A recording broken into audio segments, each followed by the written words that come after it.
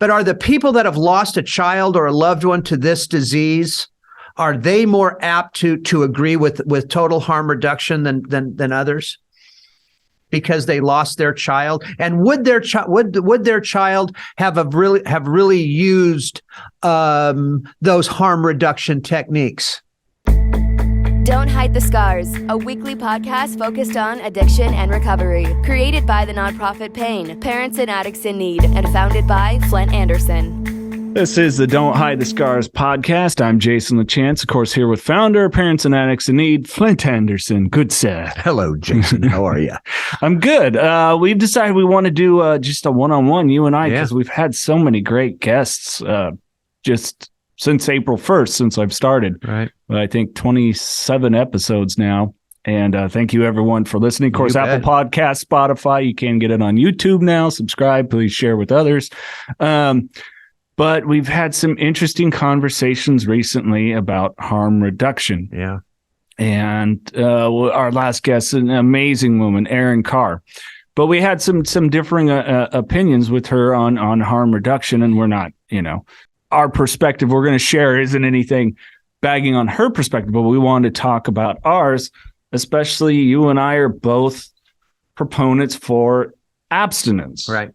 And it's really an interesting thing. Tell me what you think on this, because recovery and sobriety are two different things. They are. And I say that because, as Erin was talking and mentioned, I know people that, they're recovered, whatever that substance, but they might, smoke a joint every now and then. I know people that have gone through, cocaine, methamphetamines, and so on and so forth, and they might drink on occasion or whatever else. But I personally, and I'm saying this to those people, if they were to go, I am sober, I would balk at that. No, you have done the recovery work, or at least, been able to abstain from your quote unquote drug of choice, but I wouldn't qualify you as sober. You're still using a substance.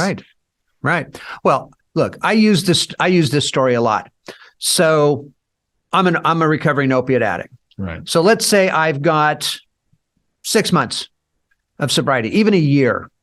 And I have stopped using opioids. I have stopped smoking pot. I've stopped drinking. I've stopped all those things. And I wasn't, quote, psychologically or physically addicted to pot. And I wasn't addicted to alcohol. But I decide one night to walk into the Elbow Room bar at 5:30 in the evening, cocktail hour, happy hour, and just to have a drink. And let's say, for the sake of argument, I'm single and I'm 25 years old. And I walk in and I sit down and I just want to feel like a normal 25-year-old. So I order the drink. I'm just sipping it. I'm not chugging it, and none of that stuff. And all of a sudden, there's a young lady walks in. And as I like to explain, she's got the belly button ring, and the ass about this big. Okay. And your eyes meet and you're both sitting there going, hey, you know what? We start talking. She has no idea you are in recovery from opioid use. Right. And you're not doing anything wrong. But you ask her if she wants another drink. And of course, you have one with her. Mm-hmm. And then maybe one more. And maybe even you've had 3 drinks. But all of a sudden, she's kind of leaning in, and she reaches in her pocket because she has no clue you have been to treatment for opioid addiction. And she pulls out an OxyContin pill or any type of opioid. And she slides it across the table and she looks at you with those big blue eyes and says, hey, you want to go outside and share this? The opioid brain is going to focus directly on that pill. We don't care about her. We don't care about the drink. We don't care if we're going to get laid. We don't care about anything else. That's how our minds get triggered that fast. There is something different with opioids and our brains that we will just So my point here, why take that chance? Right. Why walk into that bar at 5:30? Why walk into that bar at all? I didn't walk into a bar for 4 years. And I'm not an alcoholic. I just didn't go. Right. Because I didn't want to take the chance. I can walk into one today not have a drink, have dinner with my wife, with friends, with it, whatever. They can have glasses of wine or cocktails, and it doesn't faze me in the least. But it takes time. And my hope is that if it takes that amount of time for somebody, then as time even progresses from there, they really don't care anymore that they have to have that drink. Mm-hmm. Because again, why? Right. Why would you throw a match on gasoline? Yeah, why put a chink in the armor? Exactly.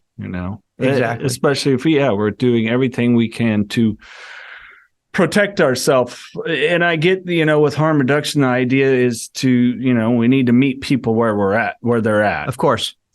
I think it's a really good way to put it. Like you said, is someone even ready to get sober? Are they ready to get clean? See, and my philosophy on that has always been, because I'm a realist in this. Sure. I've been through it. I know what we're going to do. I already know what that addict is going to say before they even say it. Sure. And 9 out of 10 of us do not get clean the first go around. It just doesn't happen. But what we're doing is we're planting the seed. Right. A lot of people say, well, you can't force somebody into it. No, you can't, but you can sure put some pressure on them. Mm-hmm. Because again, you're planting the seed instead of just going, oh, you know what? Never mind. We're going to let you go on your run, and and maybe you'll make it, maybe you won't. No, let's get them in. Let's plant that seed. And with today, and with fentanyl today, and look, man, I'm sorry. There are very few people using it one and done. Mm-hmm. And what I mean by that is taking it the first time and just stopping. They're gonna continue. Yeah. Most of the overdoses that we're seeing, I believe, are kids and young adults that have already been using it. I think there are some of those that, excuse the term, but one and done. Sure. One and dead. That's obvious. But we're past that stage now. So again, getting them into treatment and planting that seed, I think is critical. Yeah, I think it's the scary part of any process that wouldn't be abstinence based, like you said, because especially with fentanyl, one and done, one and dead. We have to be able. Yes, we want to meet people where they're at, but boy, some people were not going to even have a chance. Not even a chance. And I think that's the thing that makes it kind of like, what's that sliding scale with this harm reduction? What is it? Because right. I am for it. I am for anything where we can start to plant the seed. Okay. Keep them alive. Keep them alive. Yeah. What it is. And also for me, it would make me interested. What is the harm reduction process for an alcoholic? I don't see one. I don't see one with alcohol. So, not at all. What is that? What does that even look like? Yeah, hey, you're gonna come down here. You're normally drinking a 12-pack tonight. We're gonna give you 9. Right. Yeah. What's that right. method? What's that? And we're gonna give you Epicac, okay, and to throw up with. Right. I mean, look. I also believe that with harm reduction that there's a portion of this that we're telling people it's okay. Sure. I really believe that. Addicts we are manipulative. We are cheaters. We are liars. We're going to do whatever we can to continue to use. We're going to do whatever we can to tell you, our family, our friends, that we'll try anything you want us to try. Mm-hmm. So we'll take that harm reduction kit. We'll even use it, but we're going to go backdoor over here and we're going to continue doing what we're doing anyway. Yeah. I am dead set against injection sites. I'm not dead set against clean needles. I'm not dead set against the prevention of disease. But what I am dead set against are these people not understanding addiction. And I know this is going to be a real loosely based comment here. But if you've got an injection site and is the injection site open 24 hours a day? from what you and I know, that some of these places it's 9 to 5. Are they going to stop using it before 9 and after 5? Yeah. I mean, me, even as an alcoholic, I wasn't a morning drinker, very, very, very, very rarely. But boy, Right. I had plans come 5 o'clock, Right. or winding down my day. Right. So it makes me wonder, with the addict. I mean, for you were an all day. Oh, yeah. It was all day, all night. I had to. Yeah. We have to continue to use. We have to continue to have it in our systems. We just have to. That's the nature of the beast. A lot of people don't comprehend that. And here's something that I'm really probably going to get phone calls about. But are the people that have lost a child or a loved one to this disease, are they more apt to agree with total harm reduction than others? Because they lost their child, and would their child have really used those harm reduction techniques? Yeah. See, I just don't think so, and I hate to put it this way, but an addict is an addict is an addict. Our behavior doesn't change from addict to addict. It's all the same. It's the faces that change. We're still going to use. We're still going to do whatever we can to get our drug, harm reduction or not. If we don't have enough in our system, we're going to get enough in our system. Mm-hmm. And if that means taking that fentanyl M30 pill or snorting that line of cocaine that we think has fentanyl in it, we're going to do it. We are going to do it. Mm-hmm. So the harm reduction piece, there's lots about it I like, and there's lots about it I don't like. Because like we were saying earlier, what is wrong with abstinence? Yeah. New Perceptions North, the premier drug and alcohol treatment and recovery center in Central California. A full continuum of medically supervised, top-quality care with programs for detox, inpatient residential treatment with dual diagnosis, intensive outpatient treatment, sober living, support groups, and more. With 50-plus years of combined experience and sobriety, Flindt Andersen and Thelma Gatlin Wilson provide adult men and women with the highest caliber of professional health care, treating each client with compassion and respect, and a safe, comfortable environment to begin the process of recovery. To proudly create and sustain a life without addiction, call 559-978-1507 or visit newperceptionsnorth.com. And I respect everyone's choices. Like I said, I know people that, an individual was buying cocaine by the pound, Yep. And I mean, I'm not around them enough to classify or not classify normal drinker or whatever. According to them, alcohol has never caused them any problems. It never missed work. They remember a lot. Then all I can do is go, okay, you're a grown adult that makes your own decisions. Who am I to sit and determine and tell you how to do or whatever, conduct yourself? Exactly. So it's kind of that thing. But yeah, there should be a distinction between recovery and sobriety. Two different things. Recovery is the piece where you are working towards your sobriety. Mm-hmm. Sobriety itself is that you are putting all those tools you learned into place, right, and succeeding at it. And I don't think you can have sobriety without recovery. You can't. But clearly you can go through recovery without total sobriety. And the reason I say that is I fell off for a reason. I was a dry drunk. Right. I was not doing it. For me, 12 steps worked. Right. I like the program. Some people, it's not their path. I know people have been successful with what's not it. But here's something interesting. Why isn't it? What? Why? And again, I'm playing devil's advocate here. Sure. Why isn't the 12-step program for somebody? Why? Because I think a lot of people today. Sure. The minute you mention God, it turns people off. But I want to know why. Why does it turn them off? What is so? I mean, look. I got called in years ago to speak at an AA meeting. I was never asked to come back to speak at that AA meeting again because this is what I said. I looked at everybody in the room and I said, listen, I said, for you newcomers, I said, if you, in your first 30 days, if you're worshiping a doorknob as your higher power, I said, go for it. Mm-hmm. Worship the doorknob. Mm-hmm. If it's the mountain range, worship the mountain range. But let me tell you something, guys. I've had enough experience in my lifetime to tell you, if you're worshiping that doorknob or that mountain range 3 years from now, you're fucked.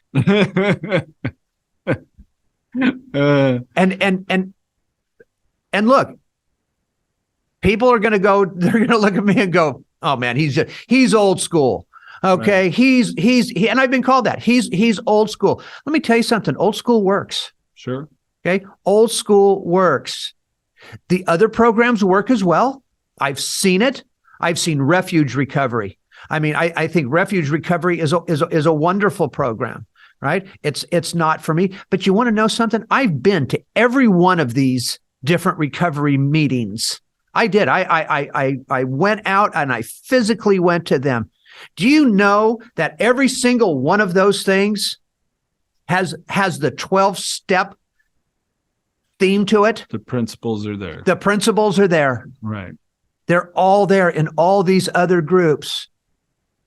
So again, use God whoever you want to use God as in your recovery, but don't run from it just because the word God is put in front of you. Yeah, good. Well, we're going to be talking with someone soon. I'm glad you bring that up. A doctor, she's going to come on here and she's going to talk about that 12 steps and the God aspect of it, mm-hmm. and that challenge that people face with that thing. I mean, shoot, I even talked with Charlie Sheen, the joke he made. He goes, 12 steps. I'm a famous fucking atheist, Uh-huh.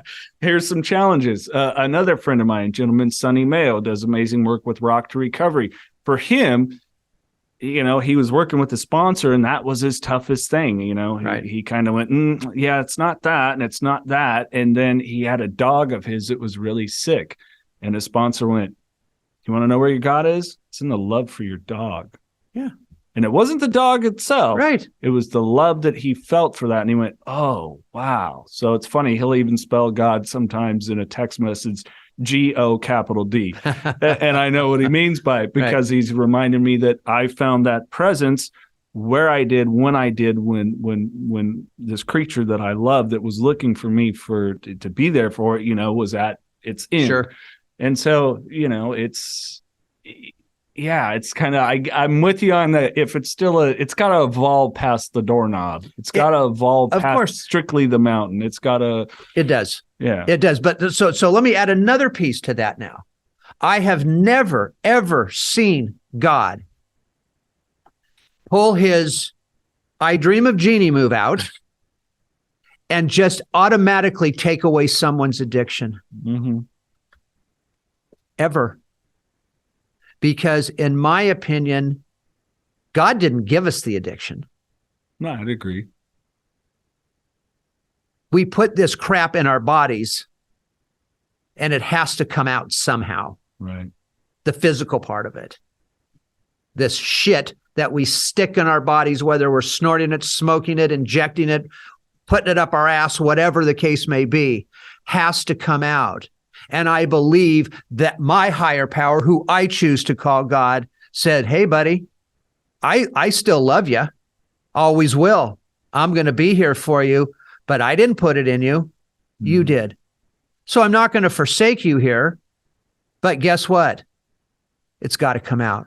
Yeah. Because there's a lesson there to be learned from going through those withdrawal symptoms. Yeah, they're brutal, they're ugly, they're miserable, they're all of those things. But my gosh, if God just took away everybody's addiction, I wonder how many more relapses we'd have. Yeah, well, and I think it's the necessary to make a distinction between, I think a lot of people with the 12 steps and a higher power, they look at it, it's religious and and it's not. Whereas it's about spirit. It's literally there. This is one of the things, and I'm not too much a pet peeve person on this stuff, but when people say it's progress, not perfection, Go fucking read it again. It says spiritual progress, not spiritual perfection. Right. Let's stop leaving that word Right, out, right, please, right. because that's what it's about. And I mean, Jesus, you and I have seen it. We've had people, you've had, hundreds, thousands. I don't know, thank you for making a difference. I recently got a message from a guy that one of the podcasts episodes that he had the pills right there in front of him. Somehow through the magic of YouTube, up comes an interview with an actor that he liked, and he got stuck on that, listened to 5 episodes of the podcast, realized nice. it's the next morning, and threw out the pills. Nice.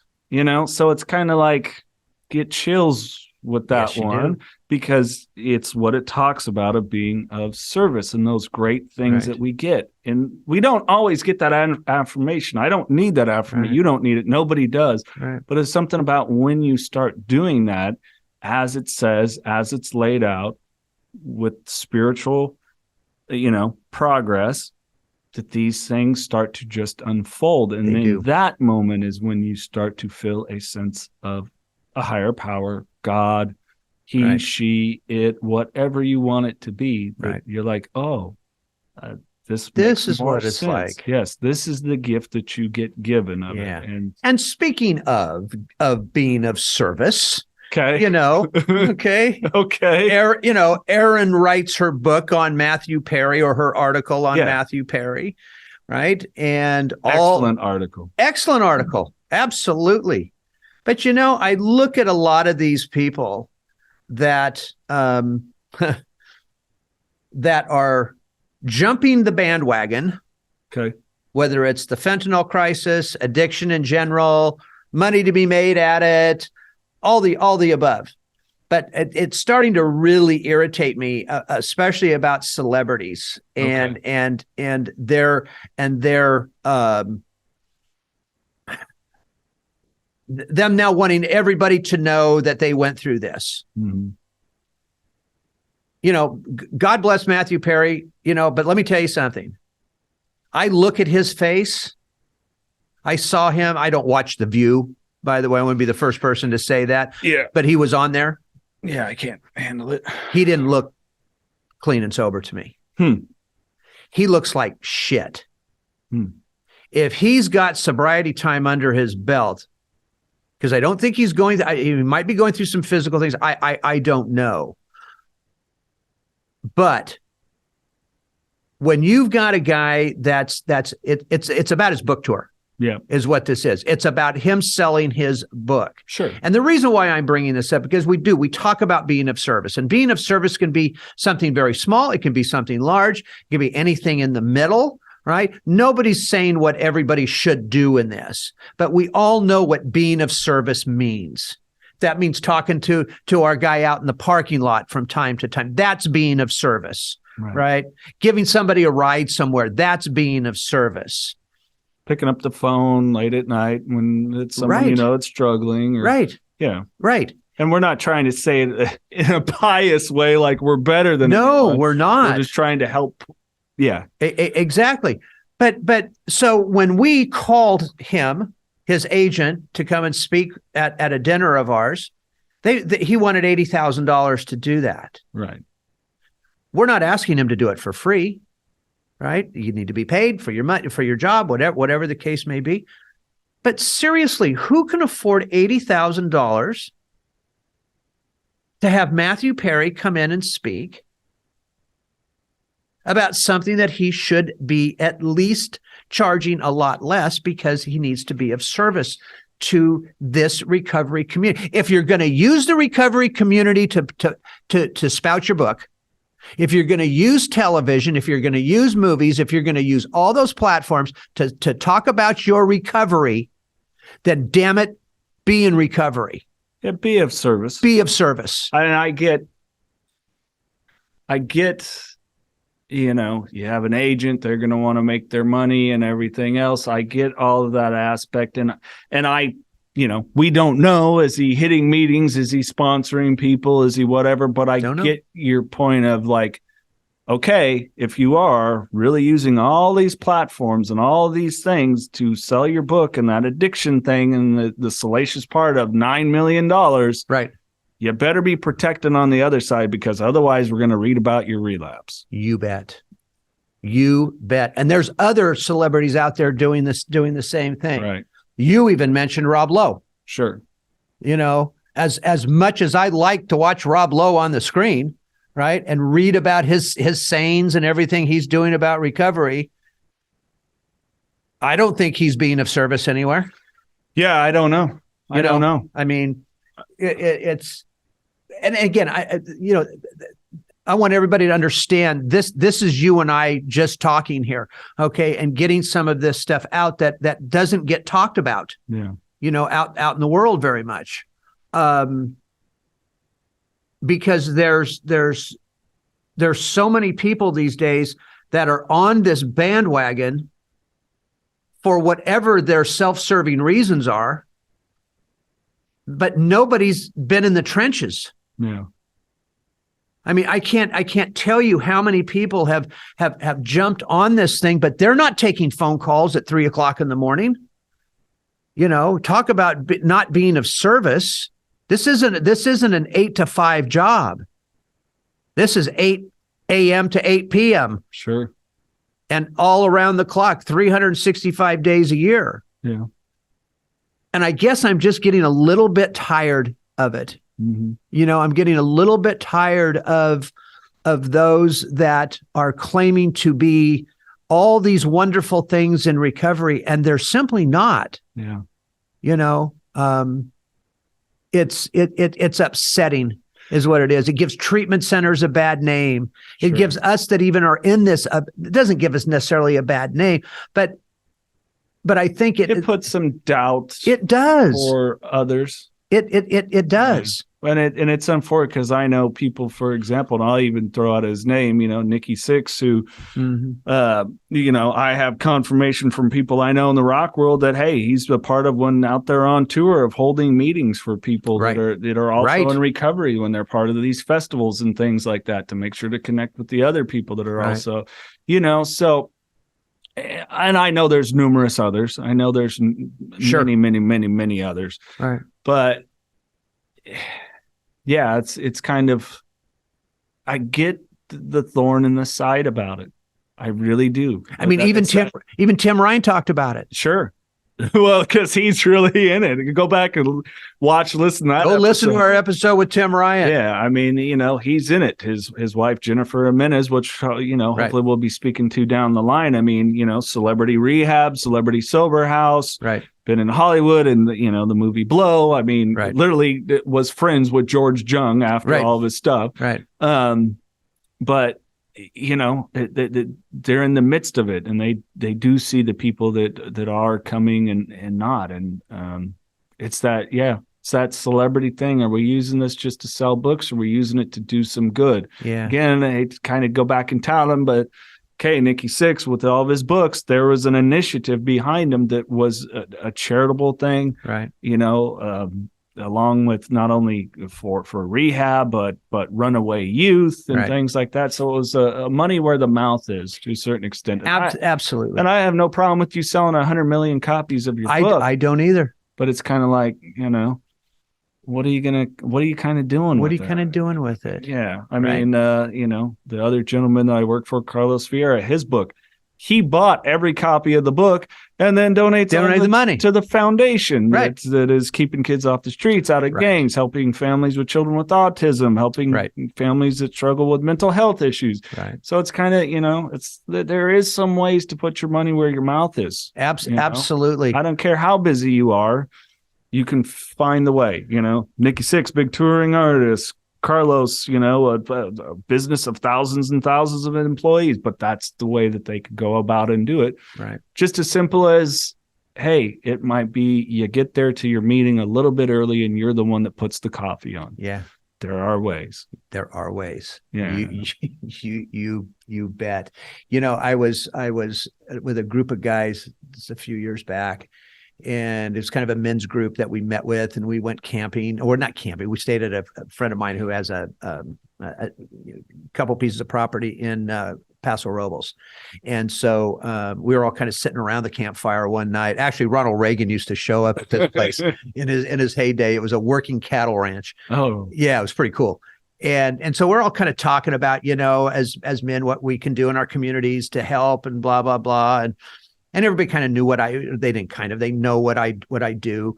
And, it kept going from guy to guy. And one guy was saying, yeah, I've got this buddy of mine who struggles with a couple children that have Down syndrome, and he's not married, and I would really like to be able to help him out. And I said, that's wonderful. I said, it truly is. I said, but I need you to remember one thing. I said, when that phone rings at 2:30 a.m. and it's him on the other end of the line, you can't look at your phone and go, I'll call him tomorrow morning, and put it down and roll over and go back to sleep. If you're going to commit. If you're not, that's okay. Because some of this stuff isn't for everybody. In fact, it's probably not for most people. Yeah. If you're going to commit. If you're not, that's okay. Don't commit. Nobody's going to condemn you for it. Right. But just be honest about it. Tell the truth about this stuff. I think that's another thing that upsets me tremendously in this field of recovery and treatment and all that. There's so much bullshit going on out there. Mm-hmm. And not every treatment center, not every group, okay, but there's a lot of them that are. Yeah. And especially because recovery communities are so small. Everybody knows what everybody's doing. So if you're going to be out there BSing, look out. Yeah. Because it's going to come back and bite you in the ass. Well, it's kind of like the ones where they give a statistic. We have a 65% success rate. Oh, jeez. And you can't publish that because it's it could be a real quick sliding scale. So let's say, on that day you have 65%. Right. But 2 months from now, you don't know. You might have 0. Right. And we hope not. Right. It would be nice if everyone was 100%.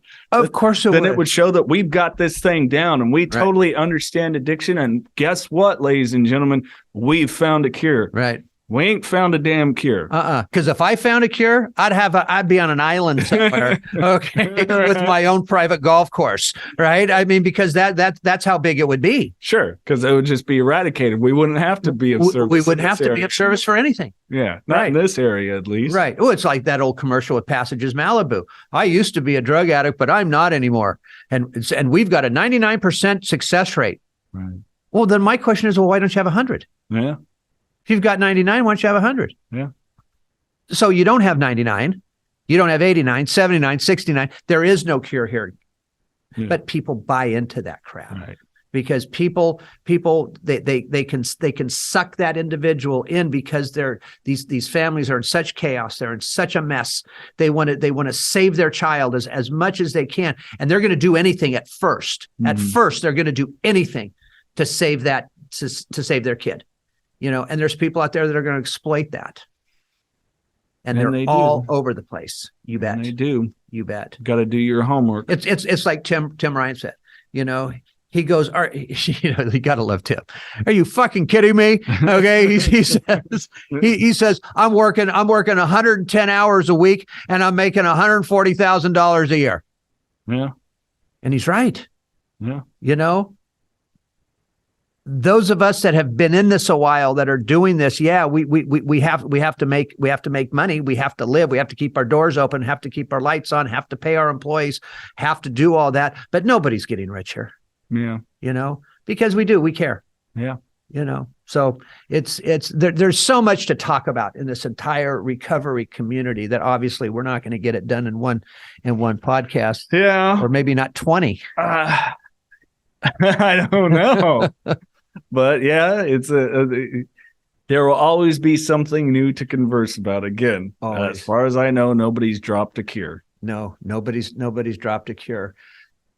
And I think that's why, I know that's why when we developed our family support meetings here on Wednesday nights, this is a communicating group I love the other groups. I love Al-Anon. I love them all, but in those, you just kind of sit around and, one person talks and tells their story, and it works for people. I'm not discounting that fact.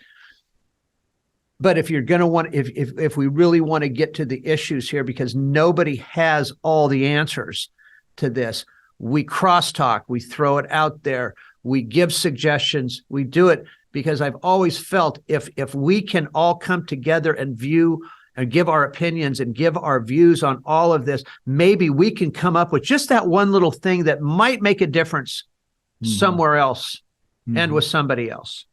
Yeah, it's the weird thing about planting the seeds. We never know where it's going to sprout, ever, with whom and what. And you don't do that by keeping your mouth shut. Yeah, you got to open up. You got to talk. You got to let it out. You have to. You also have to know when to draw the hard line.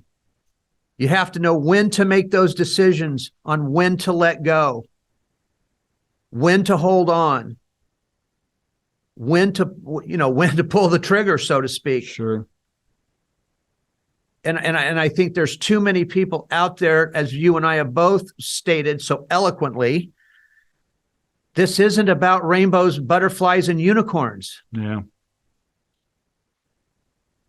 The reality of addiction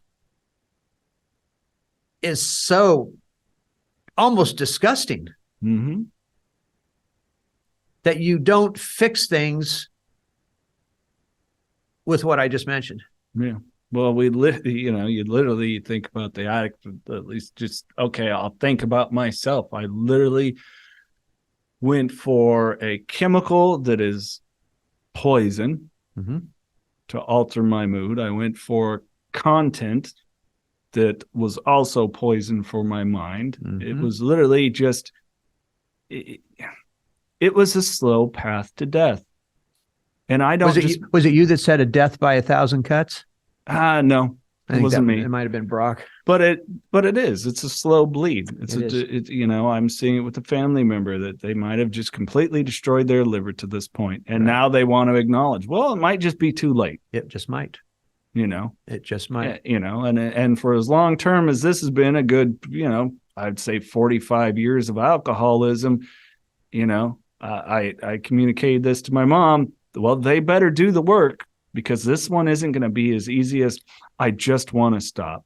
Right. You have hated yourself, and us addicts, we hate ourselves. Yes, it's that circle of, I hate myself because I use because I hate myself. Yeah. And if we don't get to some of these underlying things here, as individuals, as communities, as families and everything else, and talk about it, we're going to be screwed. Well, yes, we're going to be, and we already are. Well, yeah. With a lot of this, we truly are. I've seen so much over the last 14, 15 years in doing what I do, to where I've seen these kids, again, everybody under 50 is a kid. But I'm talking about, the 20-year-old and the 25-year-old that aren't going to make it. And I sit there and go, they could have. Mm-hmm. They could have. But somebody somewhere gave them the wrong information. Sure. And what I mean by that is somebody filled the parent with the wrong information. And that stings. Yeah. Well, sometimes the work just isn't done. You know what I mean? I do know. And I know I don't want to, but you're a parent. There's a lot more to this thing, and being of a role model to anyone that's younger than just are you fed? Are you clothed? Are you housed? Yeah. Yes, all those things. This is where I definitely really agreed with Aaron Carr that these are human right. We shouldn't be taking those from anyone. We should be having ways to facilitate something of an earning process, because self-esteem is built there. Yeah. But there is so much more to that. It harkens back to talking about Dr. Rob Kelly, where he goes, if you're waking up and you're looking in the mirror and you're saying all these negative things to yourself about yourself, I'm sorry, because someone else put that there. Yeah. Because none of us, when we're little, right, and we're tiny baby, I remember my kids, or I'm seeing I have twin nephews now, 25 years old, and I was joking with them this last weekend about wiping their butts when they're little. My nephew goes, "Hey, Unc, thanks for being there for me. I appreciate it now. I didn't then, but I do now." Right. And it's just that idea of their, these shitty seeds can be planted, and destruction happens so much quicker than the positive process. Mm-hmm. It does. Yeah. And so no, it does, and it's my point of that is we got to have more for our youth than a home, than the cool clothes, than the iPads, the cell phone, the cool car, the whatever it is. There's more to it than that. We the 80s, I grew up in it where it was, I'm being a good parent. Look at all the shit my kid has. Right. And my dad will be the first to tell you, I screwed up because I could have made a lot less money, that it was simply went to buying you a bunch of bullshit, frivolous things that are no longer here and spending more time with you. Right. In a positive way. Right. Well, again, in these days that we're living in, it's I long for the 50s and 60s. Well, there's some horse shit there too. There was some horse shit there too, but sometimes I do. Sure. I look at, I didn't have that childhood trauma with parents. I had it because of medical issues, but I didn't have it with my parents. But I look at kids today, or the kids that have walked through here, so many issues with their parents. Sure. I mean, tremendous amount of issues with them, whether they're small to me or large to me, it doesn't matter. It's traumatic for them, and I just don't see parents changing much.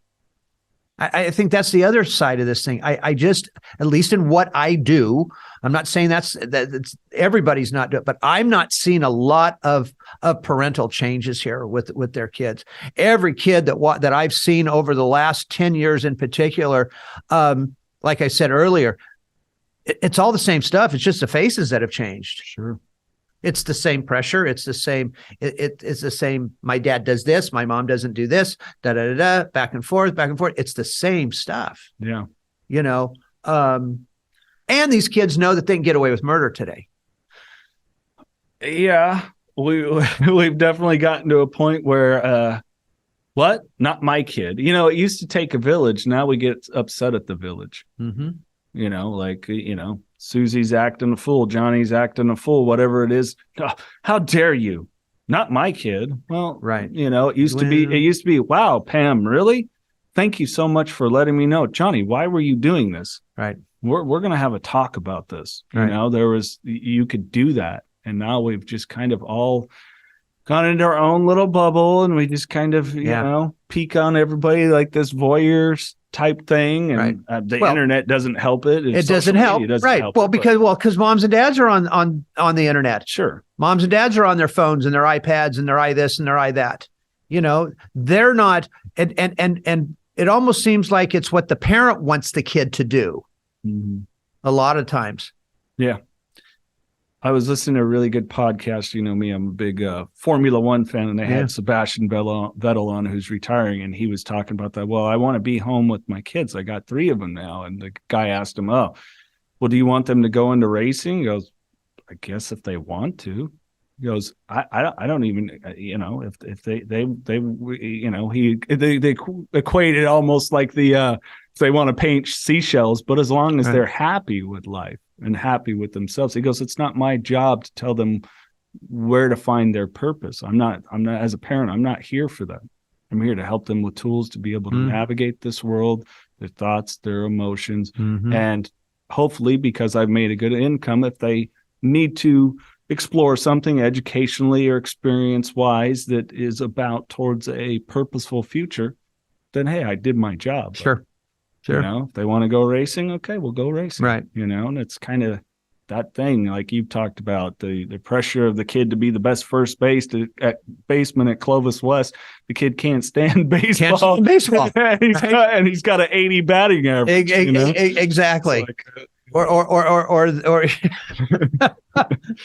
the parent that wants the little girl to be a ballerina. Right. And the poor thing, I'm sorry, is, she'd rather eat McDonald's. Right. I mean, God bless her. Yeah. But those are type. I mean, that's a little over the top. But yeah. But I get what you're saying. Right. But those are the pressures that some of these kids are under. Sure. And it's no wonder they're, and Aaron said something earlier today as well about kids, okay, and about the mental health side to this. And I was going to bring it up, and I just totally forgot. What about these poor kids that are still wearing masks? Mm-hmm. That are 4, 5, 6, 7, 8 years old. Oh yeah, I go and pick up my kids from their moms, and there's this adorable kid, and he's still got it on. His grandma, I'm guessing it is. She doesn't, but he has it on every time. And this is outside in the middle of nowhere with nothing. These things. It's kind of like when we were talking with Tony Hoffman. Another great episode to go back and listen to the 2 parts with him, but it screwed up a bunch of kids because there's so much fear now and anxiety that has been created there because they've been told to be quiet. Yeah, they've been told that you can't be seen. I mean, this is basic stuff. Yeah. Think about a little kid. I'm sure they may understand just a little bit about what that mask was about, but in essence, you're kind of saying, "Hey, kid, you know what? Just stand over there in the corner." It's like the 50s. You're to be seen and not heard. Yeah. You can go back to your community school, your group, your pals, but you are going to be muffled. You're going to be muffled, silenced. Yeah. And this is for your own good. They lied. Which they lied. We've been lied to. And we're never going to get an apology. I'm sorry if you're listening to this and you haven't. Okay. Never get actual research about the vaccine. Right. Didn't help Dick. I get it for people with severe issues of physical health and the elderly. That's it. The people that you've pumped your kids with it, start doing the research, especially with heart conditions and things that they are seeing that are there. So good luck to you. Take the goddamn mask. I was duped. I got 2 pokes. Of course, I did too. My girlfriend did. And you know what she's had for the last 6 months? Issues with her heart. Yeah. She is healthy otherwise. And they cannot figure it out. And there's so much of this stuff that it's. I know. Because it did. Why did we have such a huge spike in overdose deaths over the last 2 years? You kidding me? Because you were told to stay. You were told to stay home. Yeah, absolutely. Everything was shut down. Yeah. Couldn't go anywhere. Addiction went through the roof. Yeah. Relapse went through the roof with this thing, and nobody talked about it. Yeah. Nobody talked about it at all. And no one's going to issue an apology because they would have to admit they're wrong. That's exactly right. And they're not going to do that. No, they're not. So, yeah. So, look, there's a lot of this. I'm really glad we've had a chance to sit down and talk today. I know a little fired up. I've been a little fired up, and I know you have too. And this is good because, I do think we've got some wonderful guests, and you've got some wonderful guests to come on this show. And we're going to continue to do that. And we're going to continue to tell the truth about addiction. We're going to continue to explore the options that are out there and listen to other people's opinions. And hopefully we can all somehow get on the same page, at one point to help combat this thing. But there is one thing I'm almost kind of taking over your role, which I don't want to do because do it. No, go ahead. But I think where I just want to touch on briefly here, Aaron said something today about not winning the drug war. And I agree with her. We're never going to win the war on drugs. But we can put a huge dent in it if we wanted to. She was talking, we were talking about the fact that, China's manufacturing this stuff. Hers was about the border, and we shouldn't shut it down or we shouldn't even be concerned about it because we're never going to win. I think that's bullshit to be. And again, Aaron, nothing personal here, just two different opinions. Yeah. You voiced that in the episode with her. So yeah. Yeah. We're not after the fact stating anything. You can go back, listen to the episode and hear that. Exactly. Again, my opinion, and I know you think along the same lines here. my old saying, when you're fighting a dragon, you don't cut off the tail, you cut off the head. Right. And we've got to go after that head, and that head is China. Now, do I know exactly how to do it? No, I've got some ideas. Just give me the button and I'll push it, kind of a thing. I believe we have to go after China. Sure. We have to go after Mexico. We have to go after those cartels. We have to be able to shut down our borders to some degree. Okay. And I don't know what some degree means. Sure. Because I know a lot of people, and even me included, shut them down because these people don't give a damn about us. Right. And I'm sorry, I'm not trying to be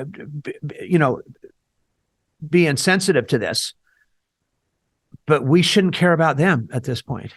Yeah, it's a real tough scenario because I've thought a lot about that. Of course, when we say China, Mexico, we're not talking about the entirety of the people. We're Correct. talking about a small amount, and it makes me, Mexico, obviously the cartel. The vast majority of people are wonderful, beautiful people. Right.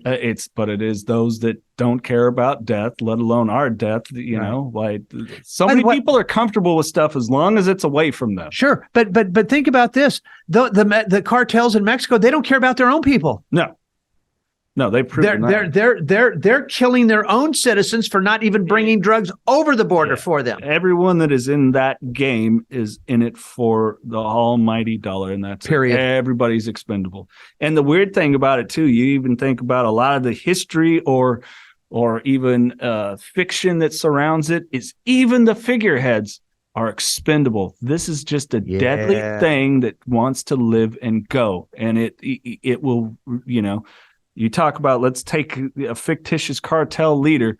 You cut that dragon head off. Guess what? Somebody else will come in and replace it. They're going to pop up right next to him. Yeah, it's been done over and over and over. And I think we can't look at it. The dragon metaphor there isn't just one. We've got a whole bunch, and we've got to do our best at one time to come in and fight and just, Yeah. We got to hit it in multiple fronts. We do. Like you say, we have to fight it on all fronts. Yeah.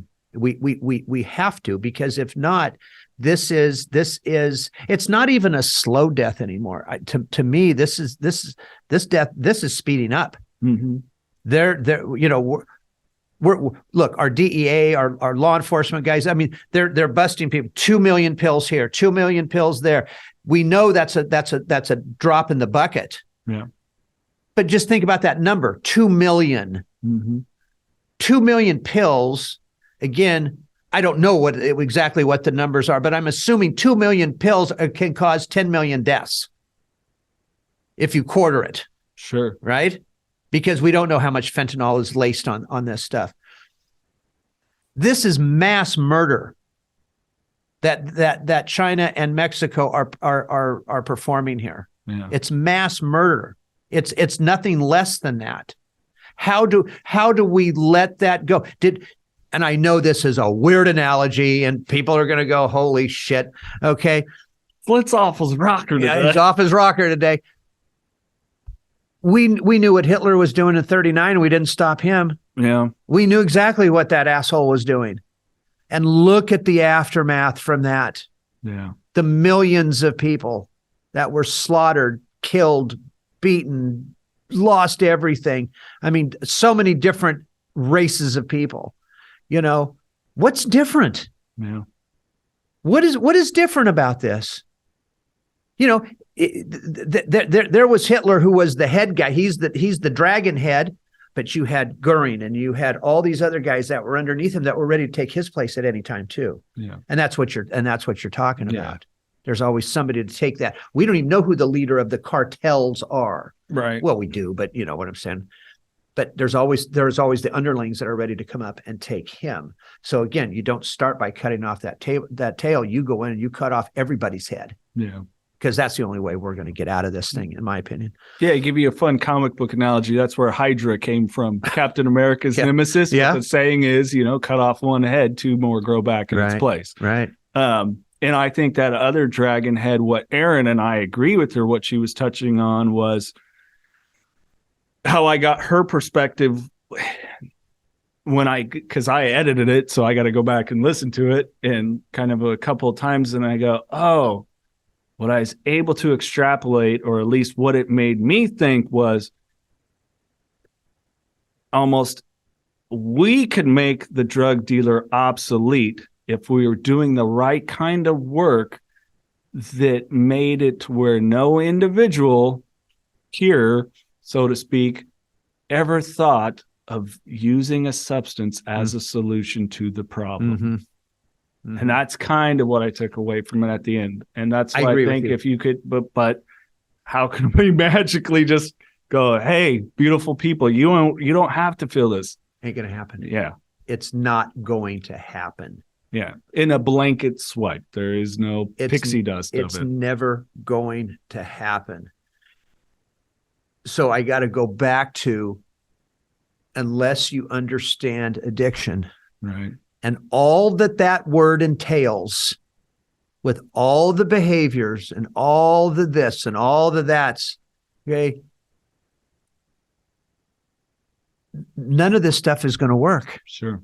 It's just not, other than us trying to stop that supply. And we're never going to cease the entire supply.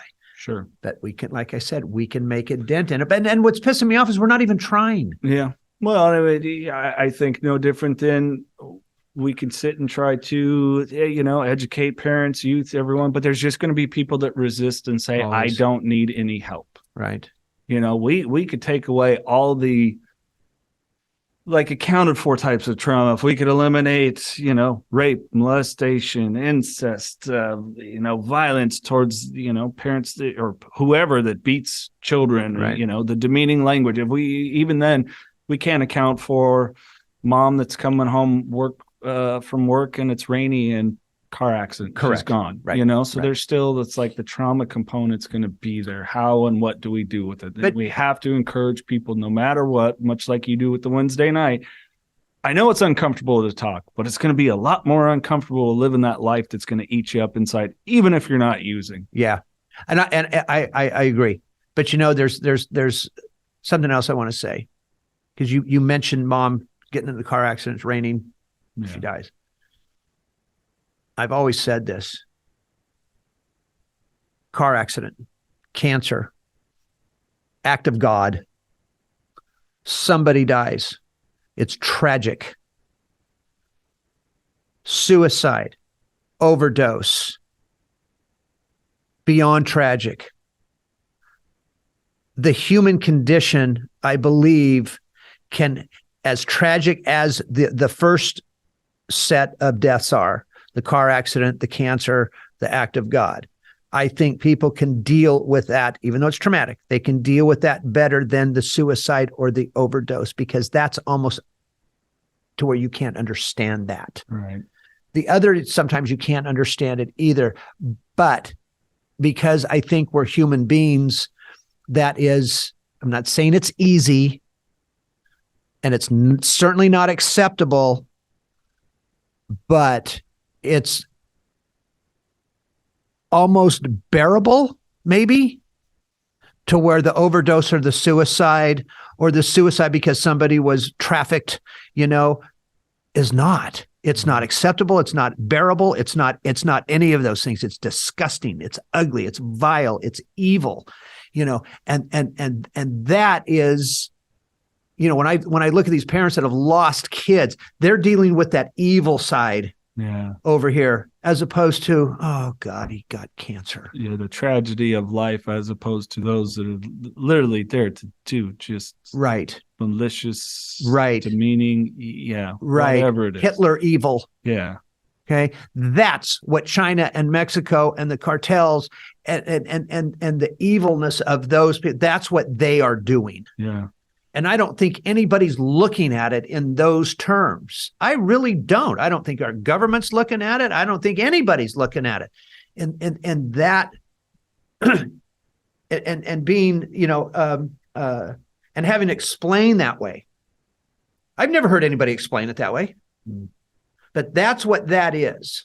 That's evil at its best.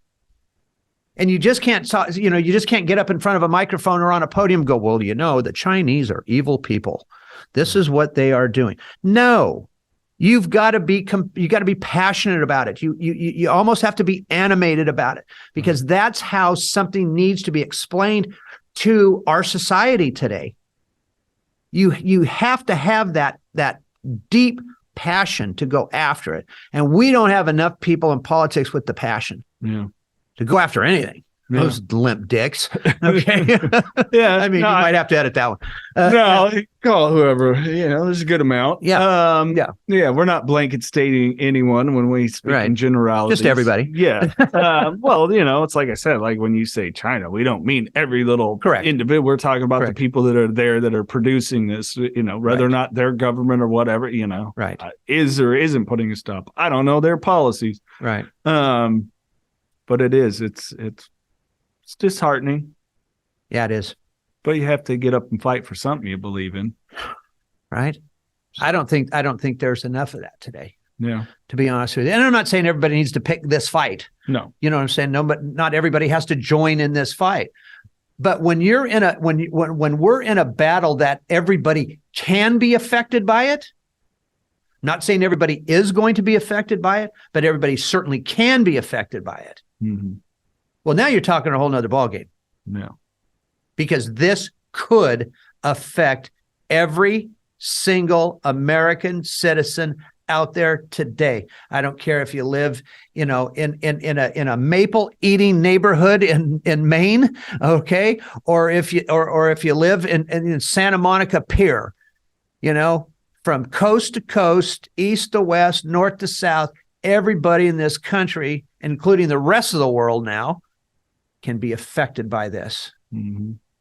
Tell me, I mean, even COVID didn't have that much. Think about it. Mm-hmm. COVID does, and look at the time and the money and the energy and the this and the that we spent on COVID, and fentanyl and addiction is killing more people than COVID ever did. Mm-hmm. But we're still way down here at the bottom of the rung, the last rung on the ladder. Yeah. So, what the fuck is wrong with this with our country today? You know what it makes me? It's kind of like because I have no problem mentioning Gavin Newsom when he was on Adam Carolla, and Adam Carolla was talking to him about the face of homelessness, and he says, "I think the face of homelessness, this Gavin Newsom is the single mother of three." Oh, and Jesus. you and I, I sent it to you. Yeah. And being what we do, it's like, what the fuck, like, God, is this guy that stupid? I went, no, he's not. No, he's not. Because the gentleman we help out here, my buddy Arthur that I bump into, I'm willing to bet they're not registered to vote. But that mom of three certainly is. That it's fearful that it's paycheck to paycheck. She certainly is, and going, this guy cares about me. So they're delivering this horse shit message. I'm not doing anything about it. Right. You're absolutely right about it. And they can sit and go, well, no, I'm raising wages. So this single mom of three, okay, what? She might be making $20. Let's say she works it in and out. She might have good benefits, making $22 an hour, but you also have the most jacked up prices in the country. So it's the constant thing, and then from both sides of the aisle, that they're just doing this thing and teeter-tottering. No one is few. Right. Jim, I didn't really talk with them, but this is a man that cares. Jim Patterson's definitely a man that cares. Anyways, enough with my politic fired up, Mr. Anderson, Mr. LaChance. This has been fun. Yeah, it has been fun. We'll have to do this again sometime. We definitely will. It's first of all, I want to say too how glad I am to have you on board with us and everything that you do. It's truly amazing. For those of you that don't know Jason out there, get to know him. Hello, everybody. He's a good guy. No, I appreciate everything that you're doing, and we just need to keep going.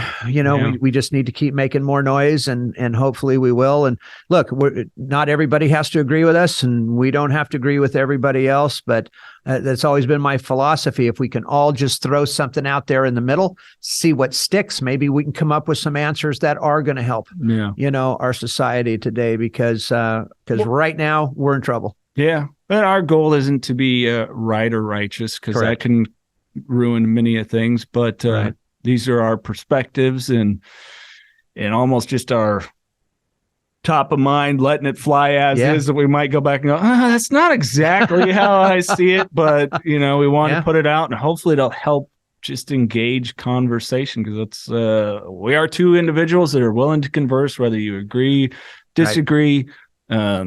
I'm always open to somebody changing my perspective. Absolutely. So. If I'm wrong somewhere, somebody tell me, and I'll tell you you're wrong. But anyways, thanks, buddy. Yeah, thank you everyone for listening. Of course, Apple Podcasts, Spotify, now available on YouTube. Please subscribe to that channel. Content's really easy to share on your social media. So thank you again for listening to Don't Hide the Scars. If you or a loved one is struggling with addiction, please call Parents and Addicts in Need at 559-579-1551 or check us out online at painnonprofit.org. Follow us on social media at Pain Nonprofit. Please subscribe to the podcast and share with others wherever you get podcasts and on YouTube. To donate, please click the link in the description and help us save more lives gripped by addiction. This podcast contains the views and opinions of hosts and their guests to the show. The content here should not be taken as medical advice. The content here is for informational purposes only. And because each person is sharing their unique perspective, please consult your healthcare professional for any medical questions. Views and opinions expressed in the podcast and website are our own and do not represent that of our places of work. While we make every effort to ensure that the information we are sharing is accurate, we welcome any comments, suggestions, or correction of errors. Privacy is of the utmost importance to us. For those wishing anonymity, people, places, and scenarios mentioned in the podcast have been changed to protect confidentiality at the request of certain guests. This website or podcast should not be used in any legal capacity whatsoever, including but not limited to establishing standard of care in a legal sense or as a basis for expert witness testimony. No guarantee is given regarding the accuracy of any statements or opinions made on the podcast or website. In no way does listening, reading, emailing, or interacting on social media with our content establish a doctor-patient relationship. If you find any errors in any of the content of this podcast or blogs, please send a message through the contact page.